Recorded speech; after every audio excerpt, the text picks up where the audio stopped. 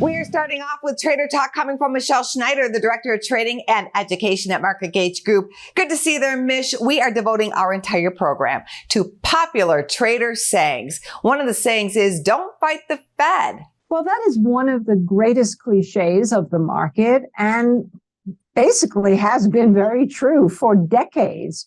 As we know, over the last 4 decades, don't fight the Fed meant that as they were being more accommodative and as more money was pouring into the system, and especially when we had a huge round of quantitative easing, starting with the mortgage crisis in 2008, and then the COVID crisis, and then, of course, more recently, the bank crisis, where the Fed added liquidity again, we can see that that has been extremely positive for the market.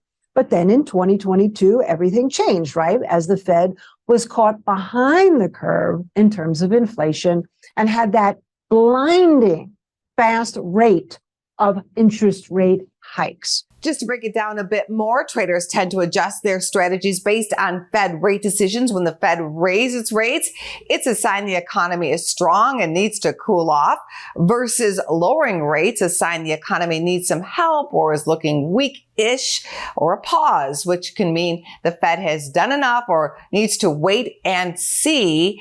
What do you think about the situation now? They have risen the rates to a point now. The Fed funds rate and the CPI numbers are kind of the same, which is why there's a lot of conversation about pause. And most likely, if it continues to be more of a pause, let's keep the status quo at around 5.25%, let's say, then that would mean, in terms of don't fight the Fed, it would mean probably the market will take that as a very good sigh of relief, until such time that inflation may or may not come back. I'm still in the camp that it could, in which case, of course, the Fed might be forced once again to become a little bit more aggressive in terms of raising. And that's the story, not just here, but central banks everywhere. It's what we're hearing from Lagarde in the ECB. It's what Canada's been doing. It's been don't fight the Fed once they get the green light to have some kind of monetary policy in reaction as opposed to proactively. And that's kind of made it easy for us to not fight the Fed. We can anticipate what they're going to do, what they're not going to do, and then once they do, act accordingly. Thank you, Mich.